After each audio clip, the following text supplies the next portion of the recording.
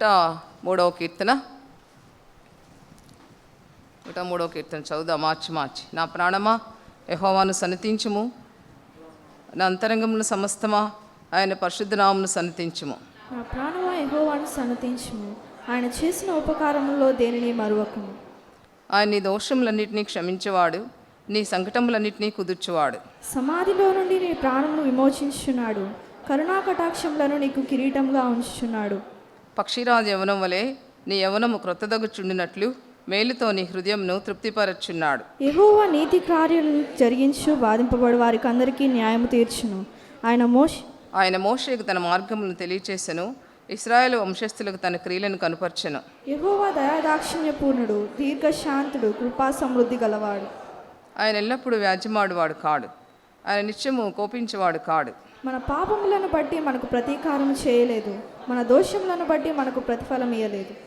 భూమి కంటే ఆకాశం ఎంత ఉన్నతంగా ఉన్నదో ఆయన ఎందు భయభక్తులు గలవారి ఎడల ఆయన కృప అంత అధికముగా ఉన్నది. పడమటికి తూర్పు ఎంత దూరమో ఆయన మన అతిక్రమములను మనకు అంత దూరమని. తండ్రి తన కుమారుల ఎడల జాలిపడినట్లు యెహోవా తన ఎందు భయభక్తులు గలవారి ఎడల జాలిపడును.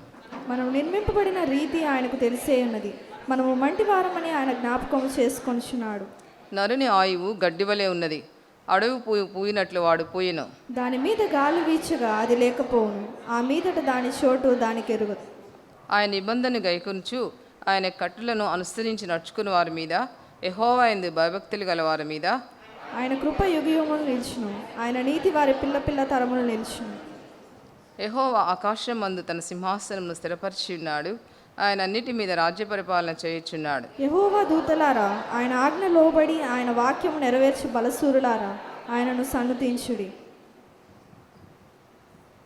యెహోవా సైన్యములారా ఆయన చిత్తం నెరవేర్చి ఆయన పరిచారకులారా మీరందరూ ఆయన సన్నతించుడి. యెహోవా ఏలుచున్న స్థలములన్నిటిలో ఉన్న ఆయన సర్వకార్యములారా ఆయనను స్తుతించుడి. నా ప్రాణమా యెహోవాను సన్నతించు. తల వంచినట్లయితే చిన్న ప్రార్థన చేసుకుందాం. ప్రేమగల మా తండ్రి, నీ వాక్యం కొరకు నా చెల్లిస్తున్నాను ప్రభా. నీ వాక్యం మమ్మల్ని బ్రతికిస్తుంది ప్రభా. ఇది సజీవమైన వాక్యము, సత్యవాక్యము, జీవం గల వాక్యము. వాక్యమే మీరై ఉన్నారు. మా ప్రాణాలని తెప్పరిలో చేసేది మీ వాక్యమే. దేవా, ఎంత చక్కటి వాక్యమును మీరు మాకు ఇచ్చినందుకు నా చెల్లిస్తున్నాం. వచ్చిన బిడ్డలను బట్టి దేవా మిమ్మల్ని స్తుతిస్తూ ఉంటున్నాను ప్రభా. నీ సన్నిధిని గౌరవించడానికి, సమయానికి రావడానికి మా బిడ్డలకు నేర్పించమని ప్రార్థన చేస్తుంటున్నాం. ప్రేమగల తండ్రి, పరిశుద్ధమైన దేవా, నీ నామాన్ని స్తుతిస్తూ ఉంటున్నాను ప్రభా. జీవంగల మా తండ్రి, ఈ సంవత్సరం అంతయు మమ్మల్ని కాపాడి ప్రభా తండ్రి, సంవత్సరం యొక్క చివరి నెలలో మమ్మల్ని ప్రవేశపెట్టారు దేవా. మీకు వందనాలు చెల్లిస్తున్నాం. అప్పుడే మొదటి వారం కూడా అయిపోయింది. ప్రేమగల తండ్రి, పరిశుద్ధమైన దేవా, నీ వాక్యం ద్వారా మీ దాసుని ద్వారా మాట్లాడండి, సంఘాన్ని బలపరచండి, ఆదరించండి. అనారోగ్యంతో నివుడలు ఎవరైనా వస్తే స్వస్థపరచండి, సహాయం చేయమని వందనాలు చెల్లిస్తూ యేసుక్రీస్తు నామమున పేరిట ప్రార్థించి వేడుకుంటున్నాం తండ్రి, ఆమేన్. ఈ కీర్తన చాలా చక్కటి కీర్తన. ఈ కీర్తన చెప్పే ముందు ఒక మాట చెప్పాలని ఆశపడుతున్నాను. గత వారం 72 hours ప్రేయర్స్ జరిగింది. రాత్రి మగళ్ళు చక్కగా దేవుని మందిరంలో ఎంతోమంది వచ్చి ప్రార్థన చేశారు.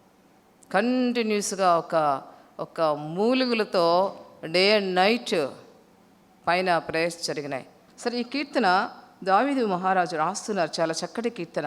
నా ప్రాణమా యెహోవాను సన్నతించుము, నా అంతరంగం సమస్తమా ఆయన పరిశుద్ధ నామాన్ని, హోలీ నేమ్, ఆయన యొక్క పరిశుద్ధ నామాన్ని సన్నతించు. ఎందుకంటే ఆయన చేసిన ఉపకారాల్లో దేని కూడా మర్చిపోవద్దు. మనం పుట్టింది మొదలుకొని ఇప్పటి వరకు మన జీవితంలో చేసిన ఉపకారాలు మనం రాసినట్లయితే ఎన్ని ఉపకారాలు కదా, ఎన్ని ఉపకారాలు.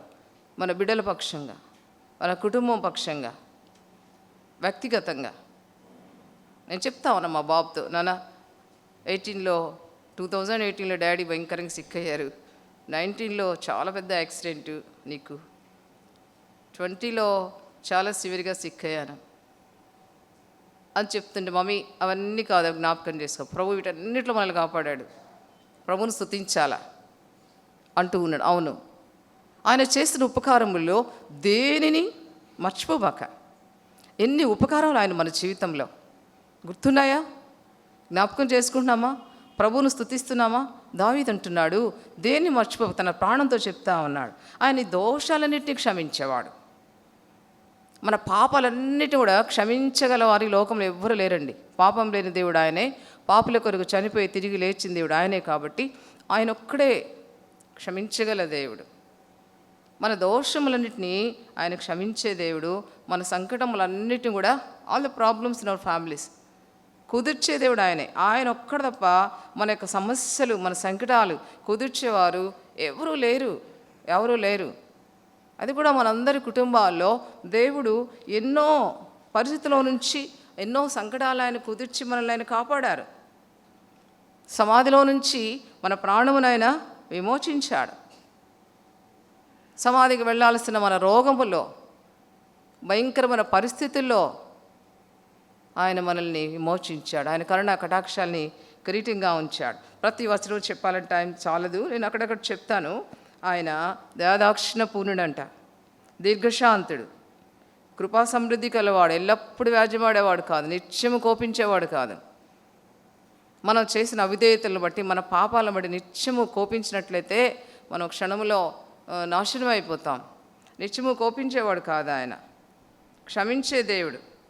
మన పాపాలను బట్టి ఆయన మనకి ప్రతీకారం చేయలే, మన దోషాలను బట్టి మనకి ప్రతిఫలం ఇలా. కొన్ని మాటలు ఇక్కడ దావీదు రాస్తారు, భూమి కంటే ఆకాశం ఎంత ఉన్నతంగా ఉందో. ఆయన ఎందుకు భయభక్తులు గలవారి ఎడల ఆయన కృప అంత అధికం. ఎవరన్నా కౌంట్ చేయగలరా, కొలవగలరా? భూమికి ఆకాశానికి మధ్యలో ఉన్న డిస్టెన్స్, భూమి కంటే ఆకాశం ఎంత ఉన్నతంగా ఉన్నదో, ఆయన ఎందుకు భయభక్తులు గలవారి ఎడల ఆయన కృప అంత అధికంగా ఉంది. దేవుని ఎందుకు భయభక్తులు కలిగి ఉన్నప్పుడు ఎంత కృప చూపే దేవుడు. జాన్ న్యూటన్ అని ఆయన గురించి నేను చదువుతా ఉన్నా. తను 7 years ఉన్నప్పుడే, 7 సంవత్సరాలప్పుడే తల్లి చనిపోతుంది. ఒక మంచి ప్రార్థనాపరురాలు ఆ తల్లి, చాలా ప్రార్థనాపరురాలు. 7 సంవత్సరాలకి తన తల్లి చనిపోయినప్పుడు చాలా భయంకరమైన కష్టాలు అనుభవిస్తాడు. సముద్రాల్లో ప్రయాణం చేస్తాడు, బానిసలతో తీసుకుని పోబడతాడు. సముద్రంలో అడుగు భాగంలో ఉన్న ఆ బ్రాందీ సీసాలను ఓపెన్ చేసి తాగితే ఆయన తీసుకొని భయంకరంగా కొడతారు. బట్టలు తీసి ఆయన చర్మం మీద కొరడాలతో కొడతారు. చాలా భయంకరమైన శ్రమలు అనుభవిస్తాడు. ఆ దెబ్బలకు తట్టుకోలేక సముద్రంలో దూకేస్తాడు. బాణంతో కొట్టి ఆయన పైకి లాగుతారు. జైల్లో ఉంటాడు. చివరికి ఆయన కూడా ఈ యొక్క బానిసల వ్యాపారం చేస్తాడు. బానిసలను తీసుకొని పోయి వాళ్ళని భయంకరంగా హింసించి బానిస వ్యాపారం చేస్తాడు. చాలా చెడిపోయిన జీవితంతో ఉంటాడు. ఎందుకంటే తల్లి లేదు, చెప్పేవాళ్ళు ఎవరు లేరు, తండ్రి ఎక్కడో ఉంటాడు. చాలా కష్టమైన జీవితం, చదువుకోవడానికి అవకాశం లేదు. అటువంటి పరిస్థితుల్లో ఒక దినం తను జ్ఞాపకం చేసుకుంటాడు, అయ్యో నా తల్లి నా కోసం ఎంత ప్రార్థన చేసింది, నా తల్లి నా కోసం చేసిన ప్రార్థన నిజంగా నా జ్ఞాపకం వస్తూ ఉంది అని ఒక దినం తను బైబిల్ తీసుకొని చదువుతాడు. చదివి తన అవిధేయతలు, తన పాపాలన్నీ కూడా ఒప్పుకుంటాడు. ప్రభువుని అంగీకరిస్తాడు, కానీ సంపూర్ణమైనటువంటి ఆ యొక్క మెచ్యూరిటీ, ఆ అనుభవంలోనికి రాడు. ఆ తర్వాత ఇంకా నేర్చుకుంటాడు. దేవునిలో వాక్యము చదువుతూ, సంఘానికి వెళుతూ అనేక విషయాలు నేర్చుకొని ఆయన తర్వాత ఆయన ఒక సేవకుడు అవుతాడు, పాస్టర్ అవుతాడు, సంఘాన్ని నడిపించేవాడుగా అవుతాడు. ఎంత గొప్ప దైవజనుడు అవుతాడంటే, ఆ బానిసల వ్యాపారం చేసిన ఆయన, బానిసల వ్యాపారానికి నాయకుడిగా ఉన్న ఆయన, బానిసల వ్యాపారం జరగకుండా ఉండటానికి పార్లమెంట్లో ఆయన ఒక బిల్లు పెడతాడు. ఒక వాక్యము ఆయన్ని టచ్ చేస్తుంది. సామెతలు 1వ అధ్యాయము 20 నుండి చదవండి. సామెతలు 1వ అధ్యాయము చదవండి 20 నుంచి. జ్ఞానము వీధులలో కేక వేయుచున్నది, సంత వీధులలో బిగ్గరగా పలుకుచున్నది, గొప్ప సందడి గల స్థలములలో ప్రకటన చేయుచున్నది, పురద్వారములలోను పట్టణములలోను జ్ఞానము ప్రచురించు తెలియజేయుచున్నది. ఎట్లనగా, జ్ఞానము లేని వారులారా, మీరెన్నాళ్ళు జ్ఞానం లేని వారుగా ఉండగోరుదురు? అపహాసకులారా, మీరెన్నాళ్ళు అపహాస్యము చేయు ఆనందింతురు? బుద్ధిహీనులారా, మీరెన్నాళ్ళు జ్ఞానమును అపహసించుకొందురు? నా గద్దింపు విని తిరుగుడి, ఆలకించుడి, నా ఆత్మను మీ మీద కుమ్మరించుదు. ఆ మాట చేత దేవుడు ఆయన పట్టుకుంటాడు. జ్ఞానం లేకుండా ఎంతకాలం నా జీవితాన్ని నాశనం చేసుకుంటాను, ఎంతకాలం నేను బుద్ధి లేకుండా ఇలా తిరుగుతూ ఉంటాను అని ఆ వాక్యం ద్వారా తను టచ్ చేయబడతాడు. నా వైపు తిరగండి, నా గద్దింపుని విని నా వైపు తిరిగితే నా ఆత్మను మీ మీద కుమ్మరిస్తాను అనే వాక్యం చదివిన తర్వాత తను దేవుళ్ళలోనికి వస్తాడు. తను చాలా గొడవ చేస్తాడు, పార్లమెంట్లో బిల్ పెడతాడు, ఈ బానిసల వ్యాపారం ఆపేసేయండి అని. ఆయన ఉన్న దినాల్లోనే బానిస వ్యాపారం కొట్టివేయబడుతుంది. లండన్లో తను జన్మిస్తాడు. ఇంగ్లాండ్లో ఎంత భయంకరమైన పరిస్థితి అంటే ఎవరైనా చిన్న అబద్ధం చెప్పినా, ఎవరైనా తప్పు చేసినా ఊరేసేస్తారనమాట. భయంకర ఉరిశిక్ష. అటువంటి దేశంలో, భయంకరమైన పాపనటువంటి ఆ దేశంలో ఆయన జన్మించి ఆ బానిస వ్యాపారం కొట్టివేయడానికి ఆయన చాలా కష్టపడతాడు. అయితే ఆయనున్న దినాల్లోనే ఆ బానిస వ్యాపారాన్ని క్యాన్సిల్ చేస్తాడు. ఎంతో ప్రార్థన చేస్తాడు, చాలా పాటలు రాస్తాడు. ఒక భయంకరమైన జీవితాన్ని కలిగి ఉన్న అతను మారిన తర్వాత చాలా చక్కటి పాటలు రాస్తాడు. అందులో ఒక పాట అమేజింగ్ గ్రేస్. నాకు ఎంత ఇష్టమో ఆ పాట, అమేజింగ్ గ్రేస్. దేవుని యొక్క గొప్ప కృప అనే ఒక పాట రాస్తాడు. ఆ పాట పేరు మీద ఆయన మీద ఒక పిక్చర్ కూడా తీస్తారు ఆ దేశంలో. అంతగా ఆయన జీవితం మార్చబడుతుంది. భూమి కంటే ఆకాశం ఎంత ఉన్నతంగా ఉన్నదో ఆయన భయభక్తులు గల వారేడలా ఆయన కృప. ఆ తల్లి చేసిన ప్రార్థన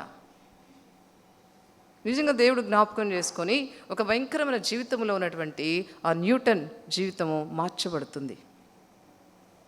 తను చనిపోయిన తర్వాత 1725లో జన్మిస్తాడు, 1807లో చనిపోతాడు. తన సమాధి మీద ఒక మాట రాయించుకుంటాడు ముందే. ఏమని రాయించుకుంటాడంటే,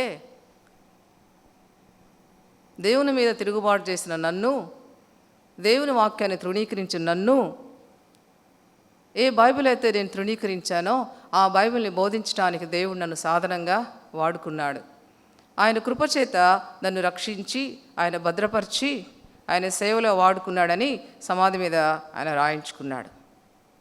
దేవుని బిడ్డలారా, మా జీవితాల్లో ప్రార్థన నిర్లక్ష్యం చేస్తూ ఉన్నామా?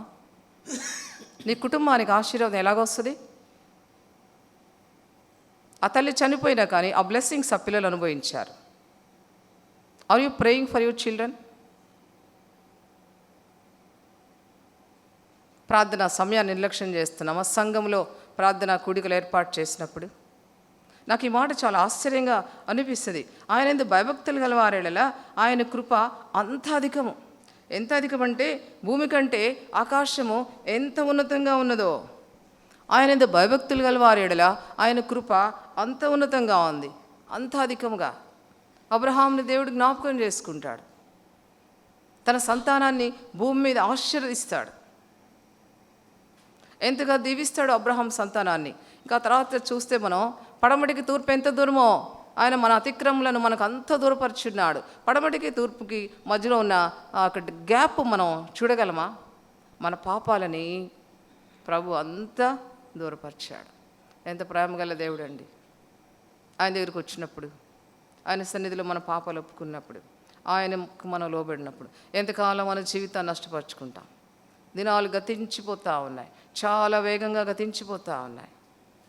మన జీవితాన్ని, మన సమయాన్ని మనం ఏ రీతిగా ఉపయోగిస్తున్నాం? దేవుని బిడ్డలారా, మన అతిక్రమాలని పడమటికి తూర్పు ఎంత దూరమో అంత దూరంగా ఆయన దూరపరిచాడు. ఒక తండ్రి తన కుమారుల జాలిపడినట్లుగా ఆయన తన ఎందు భయభక్తులు గలవారిళ్ళ జాలిపడు. ఏ తండ్రి అయినా కుమారుని ప్రేమించని తండ్రి ఉన్నాడా? నువ్వు ఆయన భయభక్తులు కలిగి ఉన్నట్లయితే, నువ్వు ఆయన మాట విన్నట్లయితే నీ మీద ఒక ఓన్ ఫాదర్గా, ఒక సొంత తండ్రిగా ఆయన నీ మీద జాలి కలిగి ఉంటాడు. ఆయన ప్రేమను చూపిస్తాడు. దేవుని వాక్యంలో అనేక మంది దైవబిడ్డల ప్రార్థనలను దేవుడు ఏ రీతిగా ఆలకించాడు అనేకసార్లు వింటూ ఉంటాం. మనం దేవునికి తెలుసంట మనం నిర్మించబడిన రీతి. మన జీవితం గడ్డి వంటిది ఆయనకు తెలుసంట. అడవి పువ్వులాగా పూస్తాం,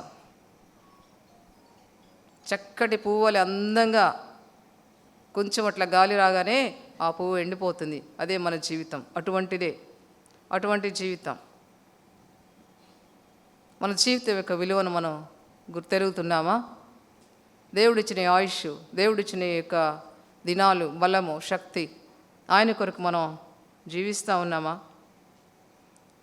ఆయన వాక్యం అనుసరించి నడుచుకునే వారికి, ఆయన భయభక్తులు గల వారి మీద ఆయన నీతి పిల్ల తరమున నిలుస్తుంది. యుగాలు ఆయన కృప ఉంటుంది. ఎన్ని ఆశీర్వాదాలు చూడండి. యుగములు తరతరములు నీ పిల్లల మీద ఆ యొక్క కృపను చూస్తావు. ఆయనకి మనం భయపడినప్పుడు, ఆయన వాక్యానికి భయపడినప్పుడు, ఆయన వాక్యాన్ని గౌరవించినప్పుడు, ఆయనకి మనం లోబడినప్పుడు. కాబట్టి కీర్తనలో మొట్టమొదటిగా ఆయన మన పాపాలు క్షమించేవాడుగా ఉన్నాడు. రెండవదిగా ఆయన మన రోగాలను బాగు చేసేవాడుగా ఉన్నాడు. మూడవదిగా ఆయన మనల్ని విమోచించేవాడుగా ఉన్నాడు. నరకము నుంచి, పాపం నుంచి విమోచించే దేవుడు. దీర్ఘాయువు చేత తృప్తిపరుస్తాడు. దీర్ఘాయువు చేత ఈ లోకం వరకే కాదు, ఒక నీతిమంతుని జీవితం, ఒక పరిశుద్ధుని జీవితం ఇప్పటి వరకే కాదు, నిత్యత్వములో దూతలతో యుగయుగాలు ఎంత ఆనందమో. దీర్ఘాయువు చేత తృప్తిపరుస్తాడంట. ఎన్ని ఆశీర్వాదాలు నా ప్రాణమా యెహోవాను సన్నిధించుము. నా అంతరంగమా ఆయన చేసిన ఉపకారంలో దేనిని మరొకము. దేవుని బిడ్డలారా, జీవము గల దేవుని ఎరిగిన మనం మన జీవితాన్ని వ్యర్థపరుచుకుంటున్నామా? దేవుని యొక్క ఆశీర్వాదాలను, దేవుని యొక్క కృపను మనం కుటుంబం మీద పొందేవారంగా ఉన్నామా? ఆయన మనల్ని విమోచించే దేవుడు, మన పాపాలను క్షమించే దేవుడు, ఎన్ని ఆశీర్వాదాలు, సమాధిలోంచి మనల్ని విమోచించే దేవుడు, నరకము నుంచి తప్పించే దేవుడు, దీర్ఘాయు చేత తృప్తిపరిచే దేవుడు. సో ఇటువంటి దేవుని మనం కలిగి ఉన్నాం. మన జీవితంలో మనం చనిపోయేంత వరకు నమ్మకంగా ఆయన కొరకు మనం జీవించాలి. ఆ రీతిగా చేయడానికి ప్రభు మనకి సహాయం చేయనుగాక. Praise lord.